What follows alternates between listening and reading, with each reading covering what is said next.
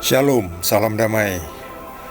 Kita lanjutkan dengan kitab Keluaran bab 15 dengan judul perikop di Mara dan di Elim. Musa menyuruh orang Israel berangkat dari laut Teberau, lalu mereka pergi ke padang gurun Syur. 3 hari lamanya mereka berjalan di padang gurun itu dengan tidak mendapat air. Sampailah mereka ke Mara, tetapi mereka tidak dapat meminum air yang di Mara itu karena pahit rasanya. Itulah sebabnya dinamai orang tempat itu Mara. Lalu bersungut-sungutlah bangsa itu kepada Musa. Kata mereka, "Apakah yang akan kami minum?" Musa berseru-seru kepada Tuhan, dan Tuhan menunjukkan kepadanya sepotong kayu. Musa melemparkan kayu itu ke dalam air, lalu air itu menjadi manis. Di sanalah diberikan Tuhan ketetapan-ketetapan dan peraturan-peraturan kepada mereka, dan di sanalah Tuhan mencoba mereka. Firman-Nya, "Jika kamu sungguh-sungguh mendengarkan suara Tuhan Allahmu dan melakukan apa yang benar di matanya, dan memasang telingamu kepada perintah-perintahnya, dan tetap mengikuti segala ketetapannya, maka aku tidak akan menimpakan kepadamu penyakit manapun yang telah kutimpakan kepada orang Mesir, sebab aku Tuhanlah yang menyembuhkan engkau." Sesudah itu sampailah mereka di Elim. Di sana ada 12 mata air dan 70 pohon kurma. Lalu berkemahlah mereka di sana di tepi air itu. Demikianlah sabda Tuhan.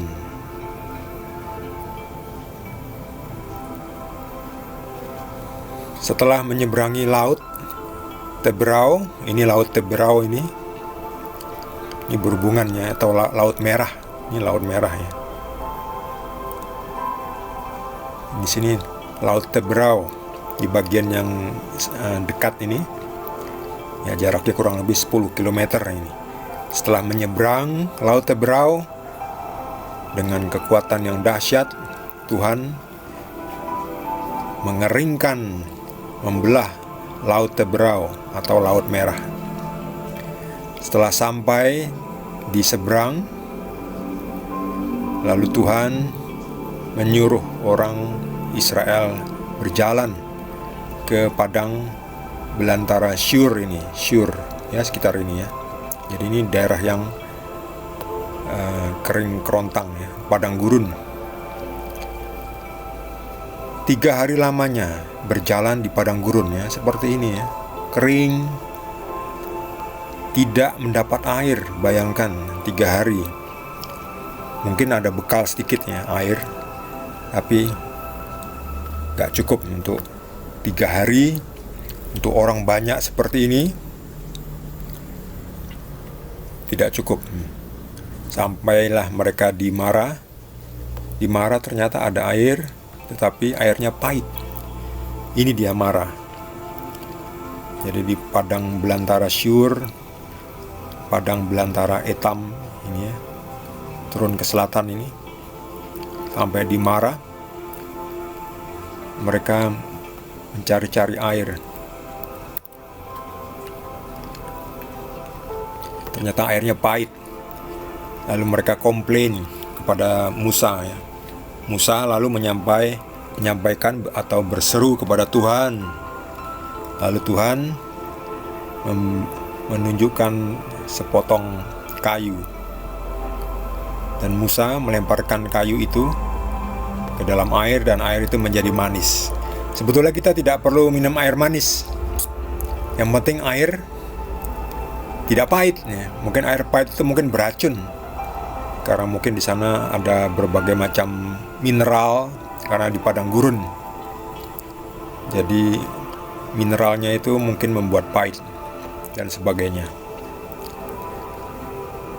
Lalu di sanalah Tuhan memberikan ketetapan-ketetapan. "Jika kamu sungguh-sungguh mendengarkan suara Tuhan dan melakukan apa yang benar di matanya,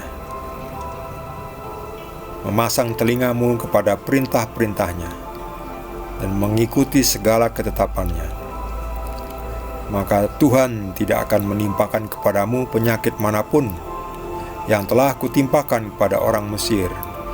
Itulah yang dijanjikan Tuhan. Sebab Tuhanlah yang menyembuhkan orang-orang Israel. Di Mesir itu sebelumnya banyak tulah yang sudah diberikan Tuhan kepada orang Mesir, karena waktu itu Firaun Mesir itu belum mau melepas orang Israel untuk keluar dari Mesir untuk menuju ke tanah terjanji.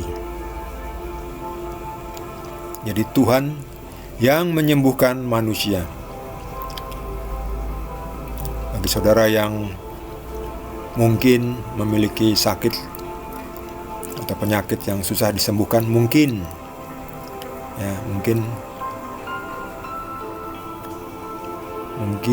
kita perlu seperti di sini ya, melakukan apa yang benar di matanya. Mungkin kita belum melakukan apa yang benar di matanya. Mungkin kita tidak mengikuti ketetapannya, tidak mendengarkan perintah-perintahnya. Nah, supaya sembuh, lakukanlah apa yang Tuhan perintahkan. Ikuti ketetapan-ketetapannya. Dengarkan Tuhan. Niscaya Anda akan sembuh. Ini sendiri Tuhan yang mengatakan, sebab Aku Tuhanlah yang menyembuhkan engkau. Itu betul. Obat itu hanya perantara, alat yang dipakai Tuhan.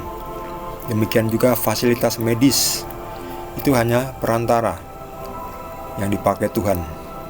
Tuhan bisa memakai apa saja, termasuk memberikan mukjizat. Kadang kita dengan berdoa saja sudah sembuh.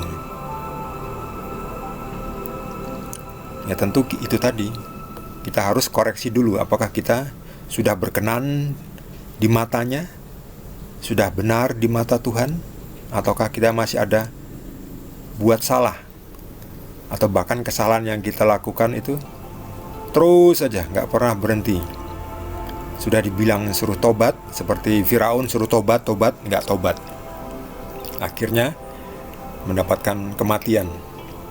Anaknya Firaun mati. Itu kalau tidak bertobat lagi, mungkin Firaun sendiri akan mati. Jadi segera, sebab cuma Tuhan yang menyembuhkan kita. Tuhanlah yang menyembuhkan engkau. Sesampainya di Elim itu kurang lebih sekitar 40 kilo dari Mara ke Elim ini. Di Elim ini ternyata ada disediakan 12 mata air ya, cocok ya untuk ke-12 suku Israel, dan 70 pohon kurma. 70 ya dibagi-bagi ya. Mungkin itu sebagai bibitnya, lalu mereka harus nanam. Sebab mereka selama di padang gurun itu kurang lebih 40 tahun. Jadi ya diperbanyak pohonnya ya, ditanam, disebar supaya tumbuh. Cukup untuk membuat sehat orang Israel. Ya, dan tentu nanti Tuhan akan mengirimkan lagi ya makanan secara ajaib ya. Ada roti mana, roti dari surga. Ada juga dikirim burung puyuh supaya bisa makan daging, supaya ada protein. Itulah Tuhan menyediakan. Jadi walaupun orang Israel ini berjalan di padang gurun yang kering kerontang, tapi Tuhan selalu menyediakan dengan mukjizat-mukjizatnya. Air dibutuhkan, air diberikan. Diberikan 12 mata air, diberikan 70 pohon kurma, dan itu pun masih akan ditambah. Yang penting apa?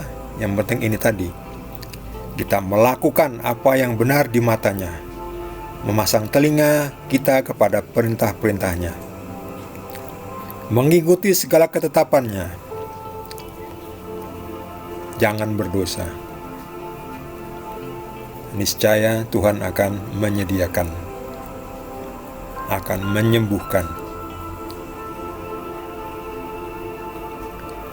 Bagi saudara yang mendapatkan tambahan pencerahan dari Tuhan Yesus, boleh juga berbagi Yang belum subscribe, jangan lupa di subscribe dan juga di like. Kita akan lanjutkan dengan perikop berikutnya, masih dari Kitab Keluaran. Terima kasih. Tuhan Yesus berkati kita semua.